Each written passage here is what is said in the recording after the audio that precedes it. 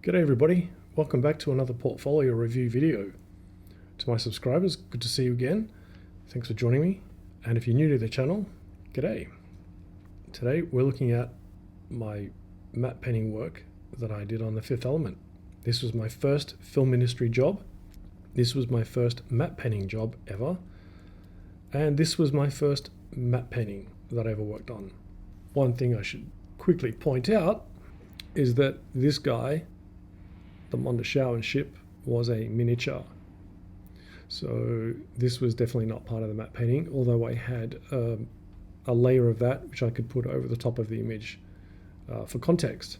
This miniature was probably about 6 foot thereabouts, I'm guessing. It's something like that, I think. When I first got this particular shot, the frame of this image, the left extreme side of the frame was somewhere about there, or it may have even been somewhere about here. So this rock was somewhere over here in the frame. So what Luke wanted to do was to shift everything across and centralize the rock, because if you've seen any of Luc Besson's movies, you know that his compositions are mostly dead center. So there wasn't a great deal to do on this particular image.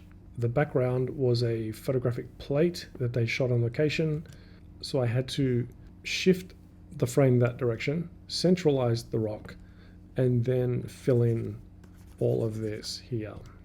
I also had to replace the sky, add a new sun, and I painted in this wispy cloud. So there wasn't a great deal to this one, which was good because it was, dipping my toe into the water, so to speak, of matte painting. And it was well within my capabilities of my Photoshop capabilities at the time. And it didn't really involve painting per se. And in some ways, it's what we would call photo bashing today, in a way. Except that I didn't have another photo to bash with. The only other thing I did was to create that shadow on the ground, or to create a layer that the compositors could use of a shadowed version of this landscape here. So as the ship came down, that shadow would appear. Not a great deal else to say about this one. It was my first painting and I completed it within, I think, 2.5 days, thereabouts, 2 or 3 days. Time frames were very cruisy back then. But anyway, that was the first. It's iconic. The shot is iconic, not the matte painting. Shouldn't be really looking at the matte painting. It's all about the Mondoshawan ship coming down. So let's get on to the next one. Okay, so the next one, another classic shot where Lulu dives off the ledge. So the live action was this ledge here. That was the ledge, all this here, and she dived off into basically green screen. She jumped into a mat. Pretty straightforward, 1-point perspective. So again, this was another one that was within my capabilities at the time. I was using Photoshop version 3 on the SGI for the whole time I was there. And it was the first time I used a Wacom tablet too. So the Wacom tablet was a small 5 or 4x5 inch tablet. I've since realized that that's a little bit too small. So a 4x5 inch Wacom tablet is more than usable, as I used it for my entire time working on The Fifth Element, or my entire time working at Digital Domain. I've since realized that you don't really need to go much higher than a 6x8. The medium-sized tablets are perfectly fine, and I've used one pretty much for my entire career. I've not felt the need to go to a bigger system, to a bigger tablet. I tried once, but it didn't work for me. So let's take a look at some of the little details in this. This is not my actual Photoshop file, or it may have been my file that I've composited over the cars and the buses and the trucks and so on. One of the things I thought would happen in a situation like this is that sooner or later, one of these bridges was likely to get hit by a bus. I imagined it would be a frequent occurrence. We have enough car accidents on the road as it is on a 2D plane. Can you imagine a 3D plane with all these different levels of cars flying around? So I thought that was pretty fun to add in there. These buildings here, these were miniatures that were photographed on stage At the bottom point here, this was the stage floor. So you'd have, you know, stage hands and whatnot. This was the floor of Digital Domain stage. So I had photographs, or we all had access to photographs for these sorts of situations. So in some ways, this was also a photo bashing process. So these were just photographs of the buildings themselves, or the miniatures, I should say, the miniature buildings that we could use as needed. And way down here, we've got all these little lights and so on. I think I painted those on a separate layer. Lights around here. They were used by the compositors to flicker on and off and twinkle in the haze and the atmosphere. I'm not entirely sure that this is I think this is the final grade that might appear in the film, but I can't remember. I don't have a copy myself, so it looks a little washed out for me at the moment. So there was one afternoon, Luc Besson and the supervisors were coming in to check shots, and I can't remember at what point or what stage of finish the painting was at. And I asked Luc a question about something. I don't know what it was, but his response was basically, "Don't worry, paint what you want. No one cares about your stupid matte painting." Now that was a lesson in filmmaking right there, and it was certainly a lesson for matte painters generally. You shouldn't be paying attention to the matte painting. And in this particular shot, clearly we're not paying attention to the matte painting. But the idea is that if you're conscious that that is a matte painting, if you're looking at this and you're seeing that that's a matte painting, it's failed. You really shouldn't be drawing attention to itself, particularly when there's some form of live action going on that's the important aspect of the shot.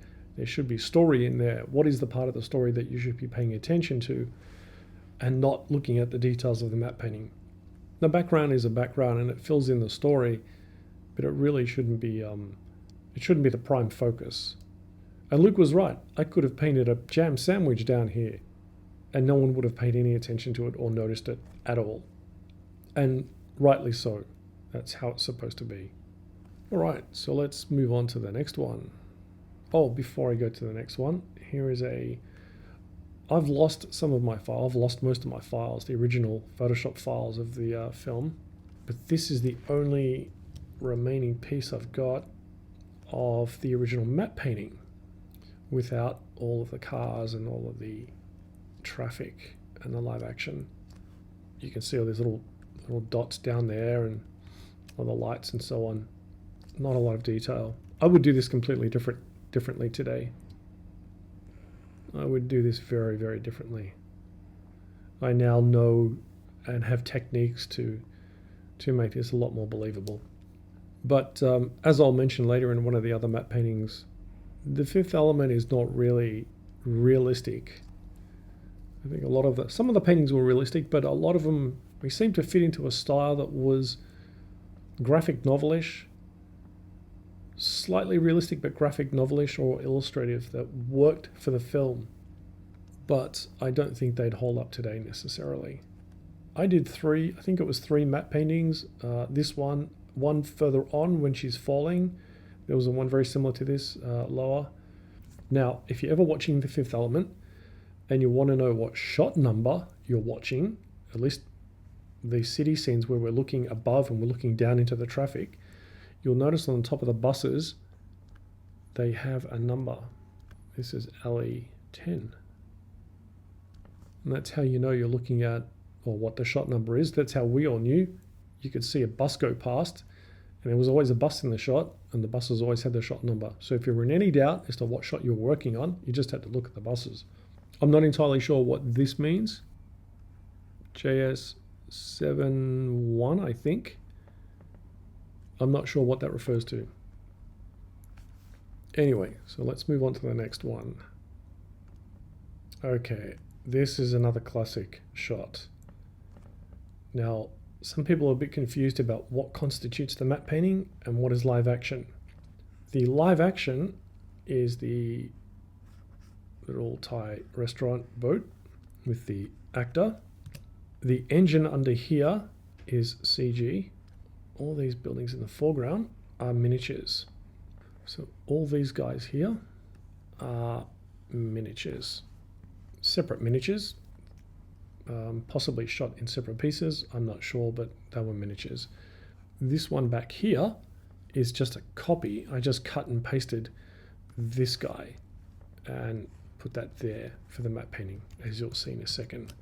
And everything else behind is the matte painting. So when I first started, or first got wind that these shots were available to be worked on as matte paintings, I pestered the visual effects supervisor for weeks and weeks to get a chance to work on this, which was a little presumptuous on my part, being a junior matte painter. They eventually relented, I think, just to shut me up, and said, okay, but on one condition: you have to do it under the guidance and instruction of Kevin Mack, which was perfect. That was the best possible thing that could happen. Kevin was an experienced matte painter and visual effects practitioner, artist, artisan, all-round guru.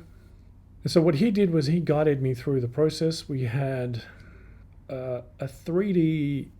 Eric Hansen was one of the guys that sat next to me in the cubicle, and he was an ex-architect, 3D guy. And so he basically massed out with Alias Power Animator back in the day, which was the precursor to Maya. And he massed out the placement of all the buildings and the bridge, and nothing down here, because this was obviously didn't exist, because this is the original waterline in New York. So all this would be the river. So we didn't have any modeling or anything for down here. This was all painted. I pretty much started working on everything above the waterline, and Kevin started blocking in everything below the waterline. And I learned an enormous amount watching Kevin paint all this, because Kevin was fairly senior in the company and in the industry, and he had other things to get on with. So there was a point where he basically said, you're all good, you just take over and finish off now. So I'd say for the last couple of weeks on this matte painting was just me playing around. So a lot of this was started by Kevin, but I learned by watching him and how he was painting, and I sort of continued on in his style as best I could, and finished off whatever was going on down there, and reflections in the buildings. So this was the challenge. This one was a bigger challenge for me, because there was a lot more painting involved, which I really had no experience with. Photo bashing, yes, because my background is in photography. But painting, particularly down this area, was new to me. Some of these textures, I still have some of these individual textures. I do to this day, and I still use them. I still put them in projects. There's one there. There's one there. There's one there. So I've got several of these textures still, and they made an appearance, and they found their way most recently into the Foundation TV series.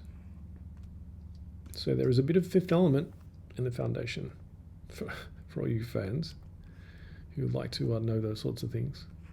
But you won't see them in the actual series. I do concept art now. No, I don't no longer do matte painting, so you're not going to see those textures in the Foundation, but they're in the concept art that I did for Foundation. So just to clarify that, this was epic. I was very, very grateful to Mark Stetson, the visual effects supervisor, who allowed me to do this with Kevin. And Kevin was an awesome teacher. All right, so let's go into the last one. Now this is the Floston shuttle. Shuttle takes off out of here and flies away. There is a problem with this matte painting. I worked with Kevin on this matte painting as well. He started the process. I started building this thing, the whole spaceport. This was all built in Alias Power Animator. And while I was building that, I included this guy here as well, the tower holding the Statue of Liberty. While I was building all this in 3D, Kevin was blocking in all the basic values and getting some of the details started. He sort of did most of this, painted, got the sky started, really established lots of these sort of buildings down here and so on and so forth. I finished off a few things in the... it's hard to know where he ends and I began, to be quite honest. This is definitively the area I started on, and he blocked in all that. But there was a point where we just started to blend. We were literally painting this painting at the same time, and we would sort of share versions and then just blend them together. And again, at a particular point, Kevin went off and worked on something else and left me to finish the whole thing. But we had 6 weeks to paint this. 6 weeks. Okay, so let's do a little tour of this matte painting. We'll start up in the city here. The scale, I'll say it right out, the scale of everything in this painting is completely wrong. It is completely wrong. I would not paint this painting this way today. Not at all. It's very cartoonish. Again, very illustrative, very cartoonish, very graphic novelish. And it's something I would expect to see in a graphic novel. It is not realistic in terms of any of the scale of structures and the relative scales from one thing to another, and certainly the treatment and how it's being painted. Scale of these buildings. In the story, this building here, for example, would probably go down to somewhere there, and in the Fifth Element storyline, this would be like 1 mile high. So it's these buildings are enormously big. This particular building here is a representation of the Rialto building in Melbourne. As an Australian working in Los Angeles, from Melbourne, I had to throw some Melbourne landmark in there. I also threw in the Sydney Opera House. Kevin painted in a hamburger, because why not? It's just a lot of little dots which are all insanely sharp. These pixels are insanely sharp. This file, by the way, is the final flattened matte painting. This is the actual final file, flattened, that was used in the film. Sound effects coming from outside. Deconstructing a crane across the road, and there's not a lot I can do about it. I've been doing it for days. So there's just these really odd assortment of shapes and buildings, and there's that texture again. So that was obviously, you know, I must have had a hand in that part. Yeah, it's just odd. We had photographic reference, or books. We didn't have internet photo reference, but we had books to look at for architectural reference, and yeah, a lot of this is just blocky. This was kind of a little better. Lots of greeblies and things in a spaceport. This is my homage to John Berkey, which I did a terrible disservice to John Berkey painting that. Welcome to New York. So this ticker tape would scroll in that direction. Welcome to New York. And on the very last frame of the movie, I'm not sure if it's in the DVD or the Blu-ray, but the very last frame of this shot, which may not be in the Blu-ray, says, "Welcome to New York. Now, F off." There's a Qantas jet with a kangaroo on the back. Now, if you look at the windows, I've got windows painted in this damn thing, and I've got this giant kangaroo. Given the scale of this whole building here, this is one enormous aircraft. Absolutely enormous. All this building is much smaller than it ought to be. I would like to repaint this, and perhaps that's a project for another tutorial actually. How would I go about repainting the FS11 shot as if I was to do it today? So I think I should earmark that and make a note. That'd be pretty fun actually. That'd be pretty fun. Yeah, let's do that. I think I'll do that as a tutorial. So I've got the Statue of Liberty up here on this pedestal. Not sure where that light's coming from. That underlight. She'd be probably a lot more silhouetted given that she's backlit. Too much detail, you know, way too much detail. And look at this thing. Look at this periscope sticking up. Oh, hang on. Let's get another color. Look at this periscope thing sticking up. What is that? What are we thinking? Way too sharp. Everything here is way too sharp. It's like pixel art. It's like pixel art. Look at that guy. Wow. Square brush.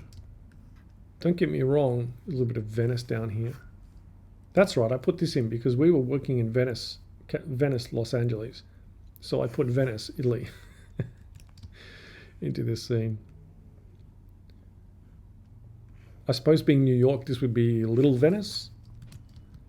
Anyway, so yes, scale issues in this are horrific, absolutely horrific. But for some reason, it seems to work in the shot. There's enough movement. I think the camera does a slight lift up as we follow the shuttle. Camera is pulling up as well, just to follow it. And there's just enough motion blur, and we have to bear in mind that all of these matte paintings, these digital matte paintings, were recorded to 35mm film in the day. Now what that does is it creates a slightly more organic feeling of the image on screen, because the film grain itself tends to sort of mush everything up, and it just feels better.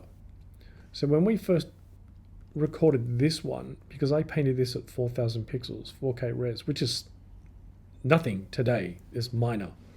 If I was painting this again today, I'd probably paint this at maybe 8000 pixels, and then it could be dropped down to 4K. But we painted this at 4K, and all of the images that were being recorded to the film at the time were recorded in 2K. I think it was because it was all Super 35. So when we first recorded this shot to film, it was way too sharp in the theater, way too sharp. At 2K, that's right, because I remember I dropped the file size from 4K down to 2K, and then we recorded it to film, and it looked way too sharp. So the compositors had to blur it. And maybe that's why it actually looks semi-reasonable on screen, because it's been dropped in size and it's been blurred, and animation of the craft and so on and so forth. It's all of those things combined helped it to fit, I suppose, back in. But I would still do it very differently today. And I think that's on a definite list to rework and repaint. So here is the Jean-Claude Mézier's original concept art for the spaceport. So we nailed the general design of the spaceport, which was fine, and that's easy enough. We got that pretty well right. So Mézier's got right what we basically got wrong. This plane and all these boulevards and roads and so on, and you don't see buildings, like you don't see these big blocky buildings sticking up the way we had it. But you've got this low-lying plain of streets all lit up like Los Angeles. And then this Statue of Liberty way out there in the distance, and this big plateau. There's the Twin Towers, which we didn't include, but I don't think you'd even see those, given that the buildings in The Fifth Element are meant to be very tall. Very, very, very tall. That's more of a massing, this overall block mass, and the bridge, down to the bottom of the harbour and the lake, or lake, the bottom of the harbour and the river. Maybe that's New Jersey over there. It's got a little more scale to it. We got the spaceport pretty much right in terms of the general shape, but I think we missed all this. But anyway, so that was that's Mézier's original sketch, which was brilliant. But he did another one. He did several. He did a lot, which I thought was really cool, and that was a lower viewpoint. This would have been awesome to have painted, and maybe this might be something I also do.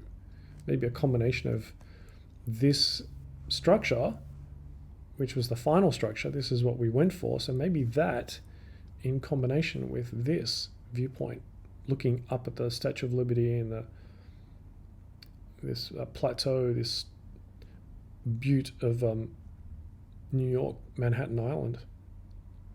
I think that'd be pretty cool. That's the that's the bulk of the work. I did a few other matte paintings on the film, bits and pieces. The Floston sky, for example, was a big 360 sky. So let me finish off just by showing that in all its glory. I'm very grateful to Ron Gress, who got me the work on The Fifth Element, and Mark Stetson, the supervisor, Karen Galikas, the CG supervisor, and most definitely Kevin Mack, who I'm thankful for his guidance to this day. So if you ever see this, Kevin, thank you, mate. This was a ton of fun. It was an awesome experience. And it was an awesome experience for a first-time matte painter and a first film to work on. And it's so gratifying that the film became a cult classic. It's very cool indeed. Very glad I got to work on this one. That's about it for The Fifth Element. Subscribe if you like what you've seen. Hit the like button, and I'll see you guys in the next one. Take it easy.